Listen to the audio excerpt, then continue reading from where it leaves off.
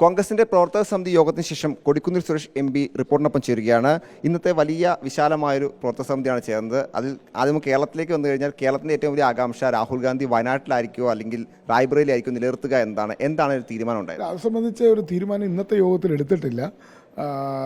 പക്ഷേ ഇവിടെ വന്ന വർക്കിംഗ് കമ്മിറ്റി അംഗങ്ങളിൽ ഭൂരിപക്ഷവും അദ്ദേഹം റായ്ബറേലിയിൽ എം പി ആയി തുടർന്നതാണ് പാർട്ടിക്ക് ഗുണം ചെയ്യുന്നത്. മാത്രമല്ല ഉത്തരേന്ത്യൻ സംസ്ഥാനങ്ങളാണ് കൂടുതൽ എം പിമാരുടെ എണ്ണം ഉള്ളത്. വല്ല കോൺഗ്രസിൻ്റെയും പ്രതിപക്ഷത്തിൻ്റെയും ഭാവി രാഷ്ട്രീയത്തിന് അദ്ദേഹം ഉത്തർപ്രദേശിലെ റായ്ബറേലിയിൽ തന്നെ എം പി ആയി തുടരണമെന്നുള്ള ഒരു പൊതു അഭിപ്രായമാണ് ഇവിടുത്തെ ഇന്ന് വർക്കിംഗ് കമ്മിറ്റിയിൽ വന്ന നേതാക്കന്മാർക്കെല്ലാം ഉള്ളത്. പക്ഷേ തീരുമാനിക്കേണ്ടത് രാഹുൽ ഗാന്ധിയും അതുപോലെ കോൺഗ്രസ് നേതൃത്വമാണ്. അത് സംബന്ധിച്ച് തീരുമാനം ഉടനെ ഉണ്ടാകും. കാരണം സത്യപ്രതിജ്ഞയ്ക്ക് മുമ്പ് തന്നെ ഏതെങ്കിലും ഒരു മണ്ഡലം തീരുമാനിക്കേണ്ടി വരും. അത് ഈ വരുന്ന ദിവസങ്ങളിൽ ആ തീരുമാനം ഉണ്ടാകുമെന്നാണ് അറിയുന്നത്. പാർട്ടിക്കകത്ത് ഇത്രയും താല്പര്യം പ്രത്യേകിച്ച് റായ്ബറേലിയെ പ്രകടിപ്പിക്കുമ്പോൾ സ്വാഭാവികമായും റായ്ബറേലി നിലനിർത്താനായിരിക്കുമോ സാധ്യത? അല്ല, അത് കാരണം പാർട്ടിയിൽ ചർച്ച നടക്കേണ്ട കാര്യമാണ്. രാഹുൽജി അദ്ദേഹത്തിൻ്റെ മനസ്സ് തുറക്കണം. അതോടൊപ്പം തന്നെ കോൺഗ്രസ് അധ്യക്ഷനും ബന്ധപ്പെട്ട നേതാക്കളുമായി ചർച്ച ചെയ്തിട്ടായിരിക്കണം തീരുമാനമെടുക്കേണ്ടത്. പക്ഷേ ആ വിഷയം റായ്ബറേലിയിലാണോ അത് വയനാടാണോ എന്നതിനെ സംബന്ധിച്ച് വർക്കിംഗ് കമ്മിറ്റിയിൽ ആ വിഷയം ചർച്ചയ്ക്ക് വന്നിട്ടില്ല.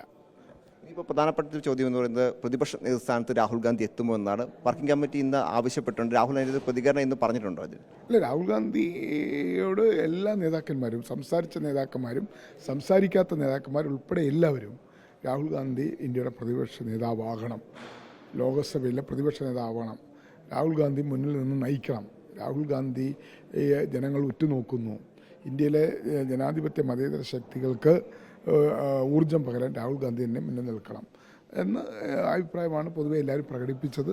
അത് രാഹുൽ ഗാന്ധി അംഗീകരിക്കുമെന്നാണ് ഞങ്ങളുടെ വിശ്വാസം.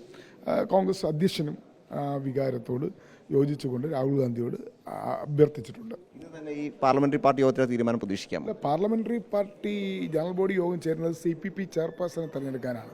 അത് സോണിയാജിയാണല്ലോ ഇപ്പോൾ CPP ചെയർപേഴ്സൺ. അവരെ വീണ്ടും ഇലക്ട് ചെയ്യുക എന്നുള്ളതാണ് ഇന്നത്തെ ജനറൽ ബോഡി യോഗം. അത് കഴിഞ്ഞാൽ രാജ്യസഭയിലെയും ലോക്സഭയിലെയും കോൺഗ്രസിൻ്റെ നേതാക്കൾ ആരാണ്, ഫ്ലോർ ലീഡേഴ്സ് ആരാണെന്ന് CPP ചെയർപേഴ്സണാണ് സ്പീക്കർക്കും രാജ്യസഭാ ചെയർമാനും കത്ത് കൊടുക്കേണ്ടത്. ഇപ്പോൾ രാജ്യസഭാ ചെയർമാൻ കത്ത് കൊടുക്കുന്നതിന് പ്രയാസമില്ല.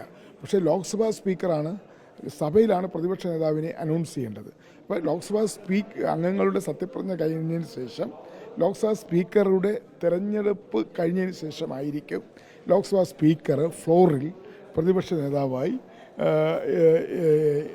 ഇന്നാരെ അല്ലെങ്കിൽ പ്രതിപക്ഷ നേതാവായി ആരെയാണോ ലാർജസ്റ്റ് പാർട്ടിയുടെ പ്രതിപക്ഷത്തെ ലാർജസ്റ്റ് പാർട്ടിയുടെ നേതാവിനെ ആണ് പ്രതിപക്ഷ നേതാവായിട്ട് പറയുന്നത്. പക്ഷേ ഇപ്പോൾ കോൺഗ്രസ്സിന് വ്യക്തമായ പ്രതിപക്ഷ നേതാവാകാനുള്ള അംഗസംഖ്യയുണ്ട്. കഴിഞ്ഞ 2 പ്രാവശ്യം 52 54 സീറ്റുകൾ മാത്രമല്ല, റെക്കഗ്നൈസ്ഡ് ഓപ്പോസിഷൻ 56 വേണമായിരുന്നു. ആ 2 സീറ്റിൻ്റെ കുറവിൻ്റെ സാങ്കേതികത്വത്തിലാണ് കഴിഞ്ഞ 2 ടേമിൽ നരേന്ദ്രമോദി ഗവൺമെൻറ് BJPയും പ്രതിപക്ഷ നേതൃത്വ സ്ഥാനം തരാതെ നിന്നത്. പക്ഷേ ഇത്തവണ നമ്മൾ 99 100ആയി. അപ്പോൾ ആ സാഹചര്യത്തിൽ സ്പീക്കർക്ക് എളുപ്പമാണ് പ്രഖ്യാപിക്കാൻ.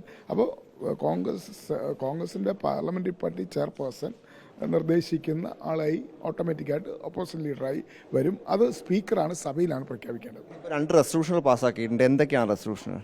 ഒന്ന്, നമ്മുടെ ഈ ലോക്സഭാ തെരഞ്ഞെടുപ്പുമായി ബന്ധപ്പെട്ട് രാജ്യത്തുണ്ടായ രാഷ്ട്രീയ മാറ്റങ്ങളെ സംബന്ധിച്ചുള്ള ഒരു റെസൊല്യൂഷനാണ്. രണ്ടാമത്തെ രാഹുൽജി പ്രതിപക്ഷ നേതാവ് സ്ഥാനം ഏറ്റെടുക്കണം എന്നുള്ള ഒരു ദിഗ്വിജയ് സിംഗിൻ്റെ ഒരു ഓറൽ അഭ്യർത്ഥന. അത് എന്താണെങ്കിലും പ്രവർത്തക സമിതിയിൽ രാഹുൽ ഗാന്ധിക്ക് വേണ്ടി ശക്തമായി തന്നെ നേതാക്കൾ ആവശ്യം ഉന്നയിച്ചിട്ടുണ്ട്. ആ ആവശ്യം രാഹുൽ ഗാന്ധി അംഗീകരിക്കപ്പെടും എന്ന് തന്നെയാണ് എല്ലാവരും പ്രതീക്ഷിക്കുകയും ചെയ്യുന്നത്. ഇപ്പോൾ പാർലമെന്ററി പാർട്ടി യോഗം ചേർന്നതിന് ശേഷമായിരിക്കും പിന്നീടാണ് ആ പ്രഖ്യാപനത്തിലേക്ക് വരാൻ സാധ്യതയുള്ളൂ എന്നാണ് നേതാക്കൾ വ്യക്തമാക്കുന്നത്. വീഡിയോ ജേർണലിസ്റ്റ് അബു താഹിറിനൊപ്പം reporter Noble Marikkaran, in reporter, Delhi.